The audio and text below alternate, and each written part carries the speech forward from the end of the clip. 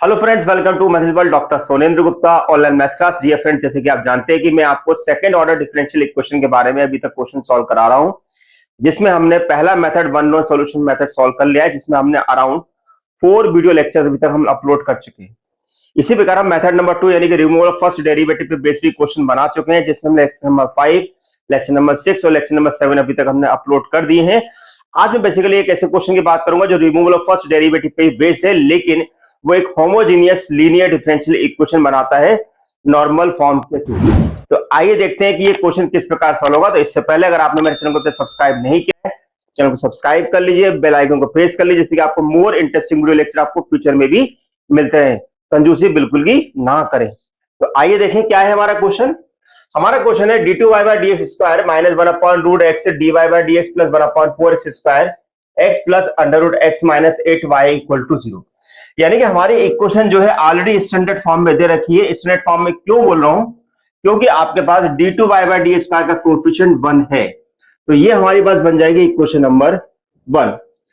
अब हम क्या करेंगे कि जो इक्वेशन हमें दे रखी है उसमें dy बाय dx का कोएफिशिएंट क्या दे रखा है, वो हमें दे रखा है दिस इज द -1/√। तो यानी कि हमारे पास p की जो वैल्यू होगी वो -1/√x कहलाएगी।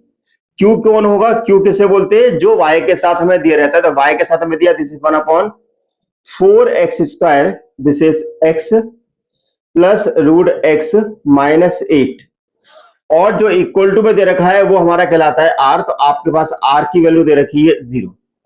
ओके, क्योंकि हम यहां पर फर्स्ट डेरिवेटिव को रिमूव करना चाहते हैं, क्योंकि हमारे मेथड का नाम है रिमूवल ऑफ फर्स्ट डेरिवेटिव, तो हम क्या करेंगे? To remove the first derivative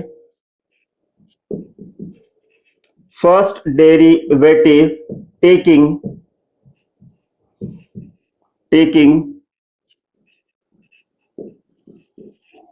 y1 equal to e to the power -1/2 integral root p dx। Okay, now e to the power -1/2, p कितना हमारे पास है? तो p हमारे पास है this is -1/√x, this is dx। Okay, minus से minus cancel हो गया, तो e टू दी पावर -1/2 अभी मैं एज लिखता हूं, माइनस माइनस प्लस हो जाएगा। 1/√x का जो इंटीग्रल होता है वो कहलाता है 2√x। क्या कहलाता है? 2√x। 2 से 2 हमारा कैंसिल हो गया, तो आपके पास जो आया वैल्यू वो कितना आया? This is e to the power √x। Okay, तो इस प्रकार से हमें यहां पर ये y1 मिल गया। तो y1 की वैल्यू मेरे पास कितनी है? This is y1 equal to e to the power √x। Okay, तो ये हमने यहां पर इसको हाईलाइट कर दिया, राइट। अब इसके बाद हम क्या करते थे? Suppose the complete solution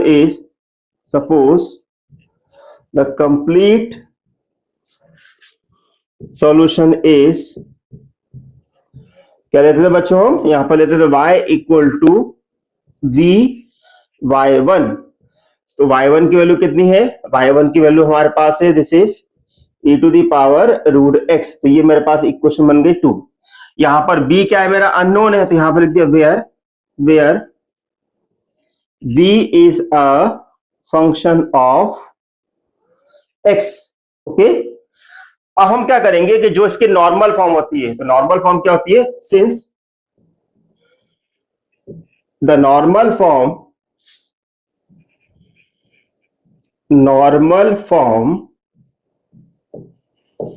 this is d2b by dx square, this is q1v equal to r1। okay, now this is equation number 3। अब यहां पर हम q1 की वैल्यू और r1 को निकालेंगे। तो डियर फ्रेंड्स, एक बात मैं आपको बताना चाहूंगा कि अगर आपने प्रीवियस वीडियो लेक्चर नहीं देखे हैं, आपको इसको समझ में नहीं आ रहा है, आपको वर्किंग में समझ में नहीं आ रहा, तो आप क्या करिएगा? आपको आई बटन में आपको रूल्स दिए हुए हैं, सारा मैंने वर्किंग में बताया हुआ, प्रीवियस 3 लेक्चर की लिंक आपको आई बटन में मिल जाएगी। उन वीडियो लेक्चर को जरूर देख लीजिएगा अगर आप बेहतर से आउटपुट जाना चाहते हैं तो। ओके, अवेयर Q1 हमारे पास होता है this is Q minus 1/2 dp by dx minus p square by 4। अब Q मेरे पास कितना है? तो Q क्वेश्चन में दे रखा है 1/4x square, 1/4x² in bracket x plus root x minus 8, then minus 1/2 d/dx। p कितना हमारे पास दे रखा है, this is p equal to -1/√x minus 1/√x, then minus 1/4 p का स्क्वायर यानी कि -1/√x का स्क्वायर। ओके, टर्म को थोड़ा सा हम सिंप्लीफाई करते तो 1/4 को मैं बाहर रखता हूं। अब मैं x² को अंदर लेके जाता हूं तो यहां पर कितना मिलेगा, this is 1/x, this is 1/x की पावर 2 माइनस 1/2 माइनस 8/x²। ठीक है, सिंपल है। यहां पर रूट x है, यहां पर 2 है तो 2 नीचे आएगा तो -1/2 हो जाएगा, -1/2। ओके, माइनस माइनस हो गया प्लस, यहां पर मेरे पास रूट x है तो यानी कि मेरे पास हो गया x की पावर -1/2। x की पावर -1/2 का अगर मैं इंटीग्रल डिफरेंशियल करता हूं तो मेरे पास आएगा दिस इज -1/2 x की पावर -3/2। ओके, देन यहां पर कितना मिलेगा, -1/4 1/x² का डिफरेंस जो स्क्वायर होगा 1/x कहलाएगा। 1/4 का अंदर मल्टीप्लाई करते तो 1/4 x की पावर 3/2 जाएगी यानी कि 1/4 x√x हो जाएगा ये, माइनस इसको यहां मल्टीप्लाई करेंगे तो 2/x² क्योंकि 4 से 8 कैंसिल होगा, यहां पर मिलेगा माइनस 1/4 x√x माइनस 1/4x। अब देखिए कुछ कैंसिल हो रहा है तो आपके पास ये वाली टर्म कैंसिल हो रही है। ठीक है, साथ में आपके पास 1/4x आपका कैंसिल हो रहा है तो आपके पास बच रहा है केवल q1 की वैल्यू -2/x²। जैसे कि मैंने आपको प्रीवियस लेक्चर में बताया था कि हमारे पास q जो होना चाहिए वो या तो कांस्टेंट या कांस्टेंट अपॉन x² आना चाहिए। तो आप साफ साफ देख रहे हैं कि हमारे पास q1 की जो वैल्यू है वो कांस्टेंट अपॉन x² की फॉर्म में हमें मिल रही है। अब हमारे पास r1 है एंड r1 हमारे पास है r/y1। चूंकि r की वैल्यू मेरे पास 0 है इसलिए मेरे पास r1 हो जाएगा 0। ओके, आई होप इतना आपको समझ में आ गया होगा। तो पहले आप इतना नोट कर लिए, फिर मैं इसके आगे आपको सॉल्व कराता हूं। ओके, तो हमने Q1 और R1 के लिए निकाली, इन Q1 और R1 की वैल्यू को हम नॉर्मल फॉर्म में रखेंगे यानी कि इक्वेशन नंबर 2 में। Put in equation number 2, put in equation 2। तो मेरे पास इक्वेशन क्या थी, इक्वेशन नंबर 3 क्या थी, d2v/dx² प्लस Q1। Q1 की वैल्यू मेरे पास कितनी आई है, this is -2/x², this is -2/x² into v equal to 0, यानी कि मेरे पास इक्वेशन बन गया this is d2v/dx² -2/x² into v equal to 0। Now say this equation number 4। अब देखिए ये जो इक्वेशन मिली अगर इसको हम ध्यान से देखें तो ये मेरे पास homogeneous linear differential equation category में आ रहा है। क्यों आ रहा है हमने इसे, क्योंकि हम क्या करें, इस x² का अगर हम यहां पर मल्टीप्लाई कर दें तो ये मेरे पास होमोजीनियस लीनियर डिफरेंशियल इक्वेशन बन जाएगा।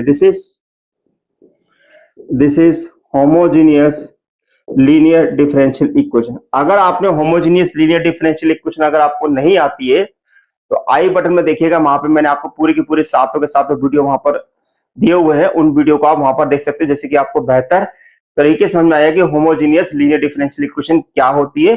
अभी बस आप इतना ध्यान रखिएगा, अगर डेरिवेटिव के साथ यानी जितने ऑर्डर का डेरिवेटिव है अगर उतना ही x का फैक्टर यानी कि इंडिपेंडेंट वेरिएबल अगर उतने ही मल्टीप्लाई होते हैं तो आप समझ जाओ कि वो होमोजीनियस की कैटेगरी बन चुकी है। लेकिन बस शर्त ये है कि आपका जो v होगा यानी कि डिपेंडेंट वेरिएबल के साथ हमारा कांस्टेंट ही इन्वॉल्व होना चाहिए। ओके, हमने बोला this is homogeneous linear differential, क्योंकि ये होमोजीनियस लीनियर डिफरेंशियल इक्वेशन है तो फिर हमें यहाँ पर एक सब्स्टिट्यूशन करना पड़ता है। So put x equal to e to the power z, जो कि हमारे पास होता है this is z equal to log x।